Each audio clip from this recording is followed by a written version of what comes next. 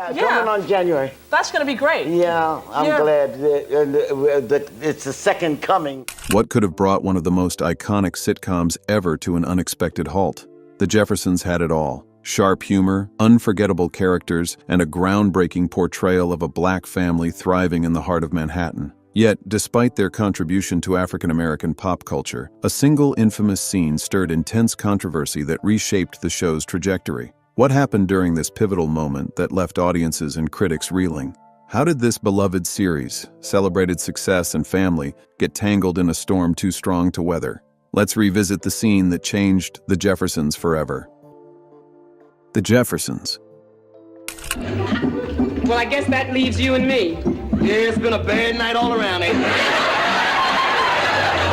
Well, don't just stand there, shorty. The 1970s was a pivotal decade in the entertainment industry, particularly in the representation of black families. Before this period, black characters in comedy often became caricatures, reduced to simplistic stereotypes that catered primarily to a white audience. This pattern began to shift dramatically during the 70s as a wave of sitcoms emerged, providing a richer, more nuanced portrayal of African-American life. Iconic shows like Sanford and Son, Good Times, and What's Happening dominated the airwaves, while lesser-known yet impactful series such as That's My Mama and Baby I'm Back also contributed to this cultural revolution. Amidst this landscape, one show not only stood out but also left an indelible mark on television history: The Jeffersons. Premiering in 1975, The Jeffersons was a spin-off from the hugely popular All in the Family. Almost immediately, it captured the hearts of viewers and earned its place as one of the most cherished sitcoms of all time. The storyline followed George Jefferson and his wife Louise, affectionately called Wheezy, along with their son Lionel, as they swapped their humble home in Queens for a luxurious apartment on Manhattan's Upper East Side. This upscale change in lifestyle, made possible by George's successful dry cleaning business, laid the groundwork for a show that seamlessly intertwined humor with insightful commentary on social issues. George Jefferson, brought to life by Sherman Hemsley, was a character defined by his ambitious spirit and larger-than-life personality. With dreams bigger than his bustling New York City apartment, he often found himself embroiled in conflict due to his fiery temper and relentless drive. Yet, underneath the bravado, George's commitment to his family was always apparent, providing a genuine warmth that resonated with audiences. Isabel Sanford, portraying Louise, skillfully balanced George's antics with her own warmth and wisdom. Her quick wit and nurturing nature made her the perfect counterpoint to her husband's sometimes brash demeanor, creating countless memorable exchanges that fans cherished. Lionel, played by Mike Evans, encapsulated the struggles and aspirations of a young black man during a time of social upheaval. As he navigated the complexities of life in a rapidly changing society, Lionel embodied the bridge between the older and younger generations, bringing fresh perspectives to the Jefferson household. He faced challenges that were not only personal but reflective of the broader societal shifts affecting countless families. The show also broke new ground with the introduction of Tom and Helen Willis, television's first interracial couple, portrayed by Franklin Cover and Roxy Roker. Their presence on the show added another layer of complexity and illustration of diversity. The interaction between the Jeffersons and the Willises brought forth crucial conversations about race and acceptance, depicting a vision of a more inclusive society that resonated deeply with viewers both then and now. As the Jeffersons tackled themes of class, race, and family dynamics with both humor and heart, it forged a new path for black representation on television. The sitcom not only entertained, but also prompted discussions about dignity and discrimination, touching on issues that continue to be relevant today. This unique blend of comedy with poignant social commentary laid a sturdy foundation for future TV shows, making The Jeffersons a true landmark in the history of American television. Hey! What are you doing with that apple? I was thinking of going fishing tomorrow and I'm looking for a worm. Jefferson's maid, Florence Johnston, was another standout character. Played by Marla Gibbs, Florence was initially intended to be a minor character. However, her sharp wit and undeniable chemistry with the rest of the cast quickly made her a fan favorite. Florence's sarcastic remarks and hilarious exchanges with George became iconic. The show wasn't just about laughs, it tackled real issues that other sitcoms wouldn't dare touch. Racism, class struggles, gender identity, gun control, and even attempting to take one's life were all explored through the lens of comedy. One of the most groundbreaking episodes, Florence's Problem, dealt with Florence contemplating taking her life.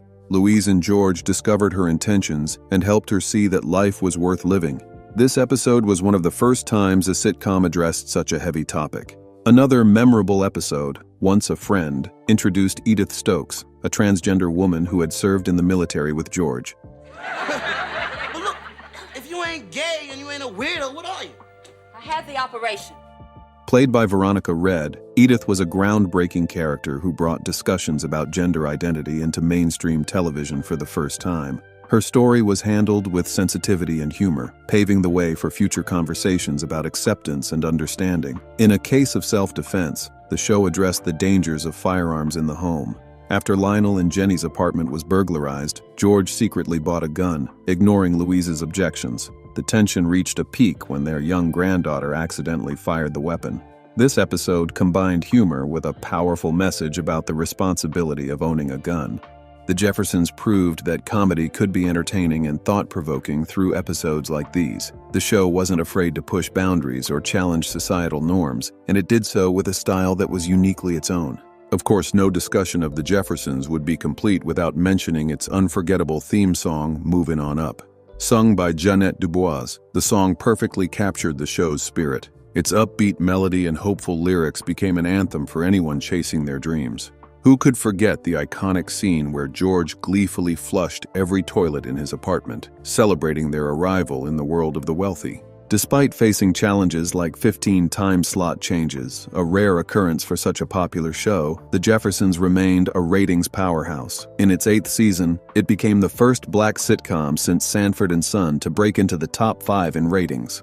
Over its 11-year run, the show received 13 Emmy nominations. But awards and accolades weren't what made The Jeffersons special. The show's true magic lies in its ability to connect deeply and emotionally with audiences. It reflected the hopes, struggles, and triumphs of a community that had long been underrepresented on television. At its core, The Jeffersons was about family, sticking together through thick and thin, celebrating each other's victories, and finding joy in the little things. George's fiery rants, Wheezy's calming presence, Florence's biting humor, and the neighbors' quirky antics all came together to create a show that was as heartwarming as it was hilarious. The Jeffersons remains a cultural touchstone decades after it went off the air. Its themes of perseverance, love, and breaking barriers continue to resonate with new generations. The show opened doors for black actors, writers, and producers, proving that diverse stories have a place on mainstream television.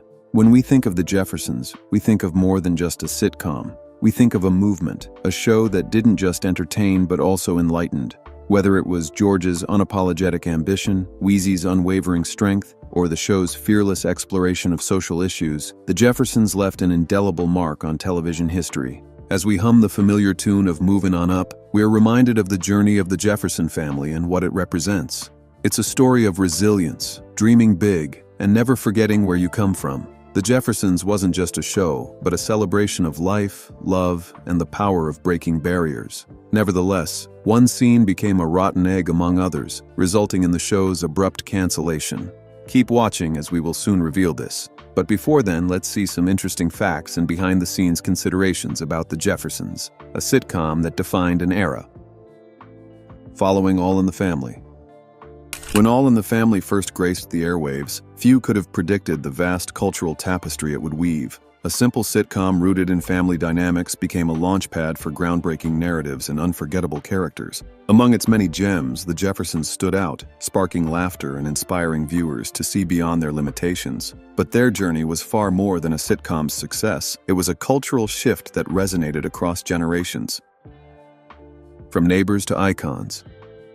Introduced as Archie Bunker's neighbors, George and Louise Jefferson were an instant counterbalance to Archie's blunt bigotry. George, an ambitious dry-cleaning entrepreneur, was every bit as stubborn as Archie, but had a sharp wit and unyielding drive that made him unique. His chain of dry-cleaning stores became a vehicle for the family's transition to luxury, a deluxe apartment in the sky. The Jeffersons symbolized upward mobility for Black Americans, showcasing ambition and the humor that came with navigating uncharted territory. The Jeffersons spin-off stood tall among all in the family's offshoots, running for 11 years and overshadowing its counterparts. Meanwhile, Maude, Archie Bunker's place, and Gloria carved their niches, though none reached the same acclaim. Mike Evans, the first actor to portray Lionel Jefferson, contributed to the original show and co-created another classic, Good Times. His behind-the-scenes clashes added drama to the production, but his impact on television storytelling was undeniable. Sherman Hemsley and Isabel Sanford.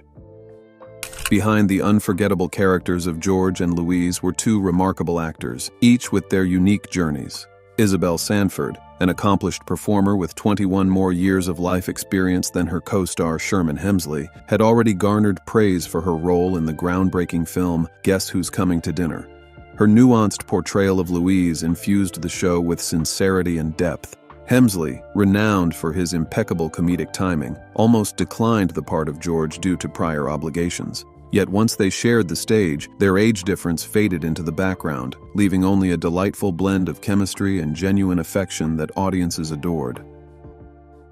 Breaking barrier.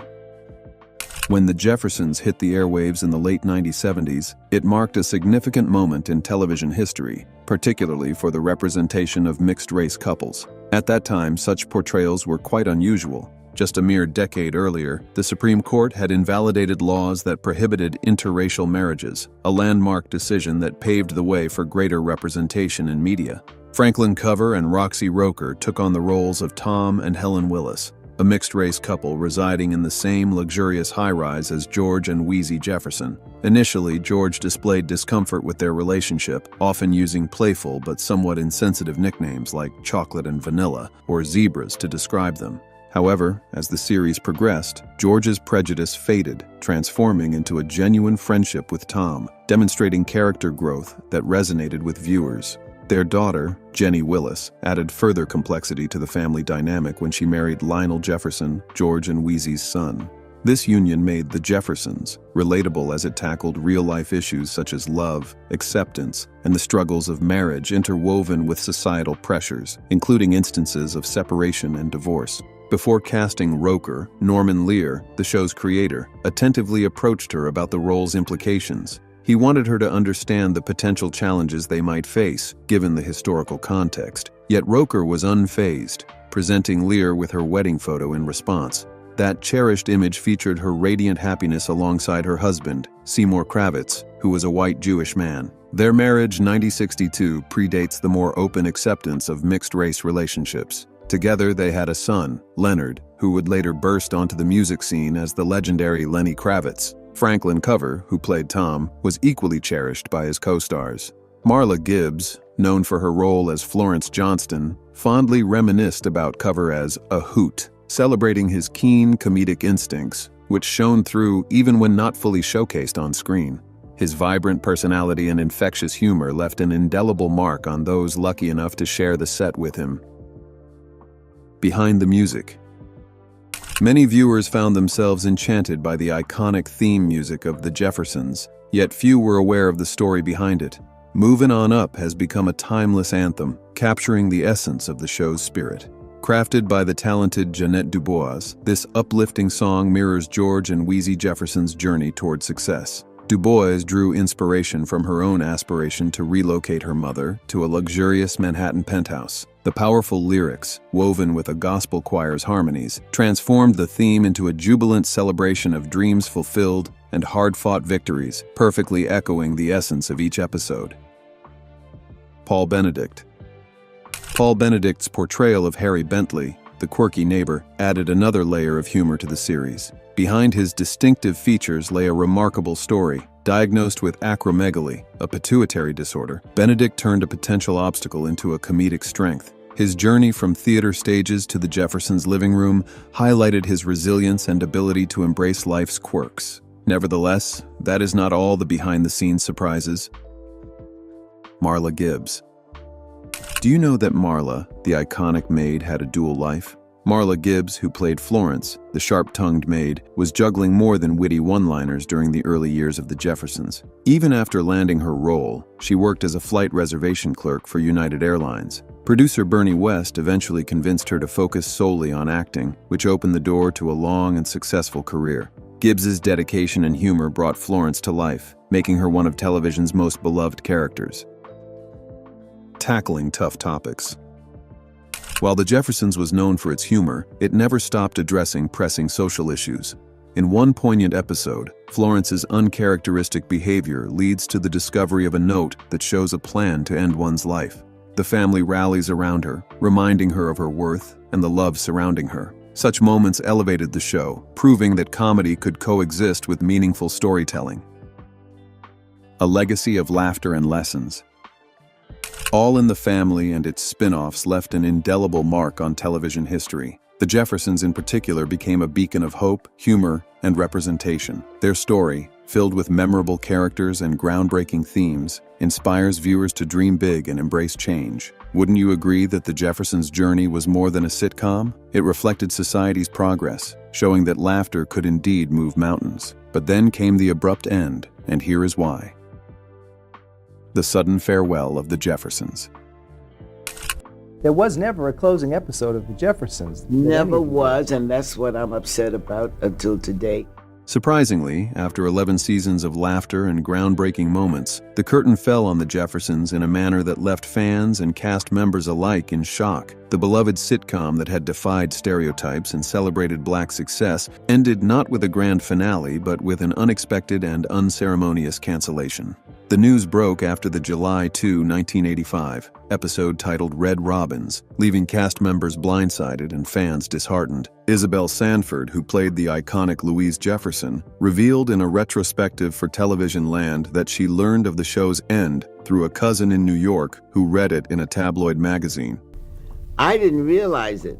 My cousin in New York is the one that called me and said, I understand that Jeffersons has been canceled. Sherman Hemsley, known for his role as George Jefferson, discovered the cancellation through the newspaper. The abrupt decision and the lack of a proper send-off were widely regarded as a betrayal of the cast and the show's loyal audience. Unlike Happy Days, Newhart, or The Mary Tyler Moore Show, The Jeffersons was denied the chance to bow out gracefully. The cancellation fueled frustration and confusion, but it wasn't the only cloud hanging over the show's legacy. A lawsuit by Eric Monty, co-creator of Good Times and What's Happening, raised questions about the creative forces behind The Jeffersons. Monty alleged that Norman Lear, a television powerhouse and producer of The Jeffersons, had taken credit for ideas that originated with him. Monty claimed Lear was reluctant to depict Black characters nuancedly, fearing audiences would reject complex portrayals like George Jefferson's unapologetic boldness. We were talking about how Coulee High came to be made, the idea behind it, and you said that... Monty had originally envisioned Sanford and Son, another Lear-produced hit, with Black actors, particularly comedian Red Fox, who brought his unique style to the role. Although Lear ultimately embraced these ideas, Monty accused him of profiting from concepts he had pitched without proper acknowledgement. The lawsuit ended in a settlement of $1 million, but Monty said it effectively ended his career in Hollywood. Despite creating the modest hit, What's Happening, Monty found himself blackballed from the industry, a harsh price to pay for standing up for his vision. For fans of The Jeffersons, the show's abrupt end felt like a disservice to its legacy. However, the sitcom has proven its staying power over the years. Reruns resonate, drawing laughs and sparking conversations as they did decades ago. In 2019, the American Broadcasting Corporation's special live in front of a studio audience, Norman Lear's The Jeffersons brought the show back into the spotlight. The performance reminded viewers of the brilliance and impact of the original series, featuring Jamie Foxx as George, Wanda Sykes as Wheezy, and a star-studded cast. Though often overlooked on lists of the best sitcoms, The Jeffersons deserves its place among television's greatest achievements. Its celebration of Black success, unflinching humor, and influence on every Black sitcom that followed cement its legacy. While the show's end may have been abrupt, its mark on television history is undeniable. The time has come to honor The Jeffersons as a sitcom and a cultural milestone. After the underserved end of the sitcom, the cast went on to have a good life, and some even went on to win great awards. Let's quickly look at the lives of some notable cast members before and after the show was canceled. Let's start with Sharman, who appeared in all the episodes. Sherman Hemsley.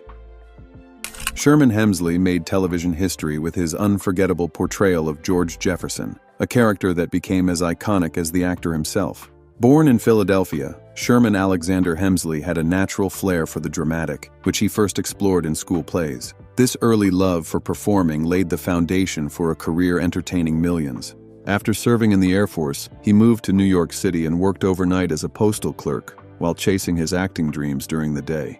His persistence paid off when he landed his professional acting debut on Broadway in Purlie. Touring with the show, Sherman's talents caught the attention of Norman Lear, who offered him the role of George Jefferson. Sherman had to decline the offer at the time due to his commitment to the tour, but Lear waited 2 years for Sherman to join the cast. When Sherman stepped into the role, George Jefferson came alive. Known for his sharp wit, bold attitude, and deep love for his wife Louise, George was a character who stood out. Do you know that Sherman's nickname for Louise, Wheezy, came from a girl he admired in real life? Sherman asked Isabel Sanford for permission to use it. The rest is television history. The Jeffersons ran for an impressive 11 seasons, cementing Sherman as a household name. After the show ended in 1985, Sherman continued to shine. He starred as Deacon Ernest Fry in the sitcom Amen, which aired for 5 seasons. His distinctive voice and comedic timing made him a natural fit for Bradley P. Richfield in the live-action puppet series Dinosaurs. Sherman's career extended beyond sitcoms. He appeared in commercials for brands like The Gap and Denny's, and reunited with Marla Gibbs, his former co-star, to reprise his George Jefferson role on House of Pain. Outside of acting, Sherman was also a skilled jazz keyboardist. In 1989, he released a cover of Ain't That a Kick in the Head, followed by an R&B album that showcased his musical talents. Unfortunately, Sherman passed away in 2012 at the age of 74 in his home in El Paso, Texas. With his signature mustache and larger-than-life personality, Sherman Hemsley left behind a legacy of laughter, talent, and heart. He will always be remembered as the man who brought George Jefferson into our living rooms and hearts. Isabel Sanford, the woman behind Wheezy Jefferson. Isabel Sanford brought warmth, wit, and strength to Louise Wheezy Jefferson, earning her place as a beloved television icon. One of her favorite parts of playing Wheezy was always having the last word with George, a dynamic audience adored. Their lively banter became one of the most cherished elements of the Jeffersons. Born in Harlem, Isabel dreamed of becoming an actress from a young age, but she had an obstacle. Her mother dismissed these ambitions, thinking they would lead nowhere. However, Isabel's determination could not be silenced. She secretly performed in nightclubs and even won a competition at the legendary Apollo Theater. Despite this success, life pulled her in another direction. She worked as a cleaning woman and later as a key punch operator for the New York City Welfare Department, all while raising her 3 children. Yet, Isabel's dreams refused to fade. In her late 20s, she found her way to the stage, joining the American Negro Theater. Her debut in On Strivers Row began a 30-year Broadway career. Eventually, Isabel moved to Hollywood, where she appeared in popular television shows like Bewitched and Mod Squad. She also became part of the Carol Burnett Show's cast, showcasing her comedic talents. When Isabel stepped into the role of Wheezy Jefferson, history was made. She became the first African-American woman to win an Emmy for her work, a testament to her talent and perseverance. Her final public appearance was at the Television Land Awards, where she and her co-star accepted an award for Favorite Cantankerous Couple. After living an inspiring life that refused to bow to obstacles, Isabel Sanford passed away in July 2004 at 86. Her legacy lives on in her unforgettable performances and the inspiration she gave to countless fans and aspiring actors. Mike Evans. Mike Evans infused charm and wit into his portrayal of Lionel Jefferson, a character who captured the audience's hearts with his calm and open-minded nature. As the youngest son of George Jefferson, Lionel played a vital role as the perfect balance to his father's fiery and often boisterous personality. This contrasting dynamic brought both depth and humor to the series, making Lionel a fan favorite among viewers. Evans often remarked that landing the role was simply a stroke of luck. At the tender age of 21, he stepped into the spotlight and quickly became one of television's recognizable faces. The success he found on The Jeffersons served as a springboard for his career, allowing him to explore opportunities in television movies such as Call Her Mom, Killer by Night, and the charming Disney comedy Now You See Him, Now You Don't. Yet Evans was not just an actor, he showcased his writing skills as well. During his time on the show, he co-created the groundbreaking sitcom Good Times with his writing partner, a series that focused on the life of a working-class African-American family. The show emerged as another hit under the creative guidance of Norman Lear. Managing a dual career in acting and writing proved to be quite a challenge. In 1975, Evans made the decision to leave the Jeffersons to devote himself entirely to his writing pursuits. However, fans were overjoyed when he made a comeback in 1979, reprising his role as Lionel. Unfortunately, he departed from the show for good in 1981. By this time, Mike had begun exploring new ventures outside of Hollywood, finding success in the real estate market of Southern California. He faced a difficult battle with throat cancer later in life, passing away in 2006 at the age of 57. Despite his untimely passing, Mike Evans remains an iconic figure in television history, celebrated for his memorable performances as Lionel and for his creative contributions behind the scenes. He had an enduring impact of his fellow cast members, many of whom continued to shine in their careers long after the series ended. And while some have passed, one original cast member remains alive today, adding a living connection to this treasured era of television. Marla Gibbs as Florence Johnston. When Marla Gibbs first stepped into the role of Florence Johnston, the clever and sassy maid on The Jeffersons, she quickly captured the hearts of viewers across the country. What began as a few guest appearances transformed into a permanent role, thanks to her sharp wit and memorable one-liners. The producers couldn't ignore her magnetic presence. Gibbs's portrayal was so impactful that it earned her an impressive 5 Emmy nominations for Outstanding Supporting Actress in a Comedy. Born Margaret Bradley in Chicago, Marla's journey to stardom was anything but conventional. In 1963, she moved to Los Angeles, ostensibly for health reasons, seeking to recover from an ulcer rather than to pursue a career in acting. However, fate had other plans. Her first significant break came in the film Sweet Jesus, Preacher Man. But it was in 1975 that she landed the role of Florence Johnston that would change her life forever. This character's popularity was robust enough to fuel a spin-off series called Checking In, where Gibbs again showcased her comedic talents. Although the show had a brief run, Marla didn't stop there. She later took the lead in the sitcom 227, based on a successful play, where her knack for humor and relatable storytelling shone brightly. Her acting repertoire included various film roles and guest spots on iconic shows like The Fresh Prince of Bel-Air, Martin, and ER. In addition to her acting prowess, Gibbs was also an accomplished singer. From 1981 to 1999, she owned Marla's Memory Lane Jazz Club in Los Angeles, where she entertained and celebrated jazz music, releasing several albums showcasing her vocal talents.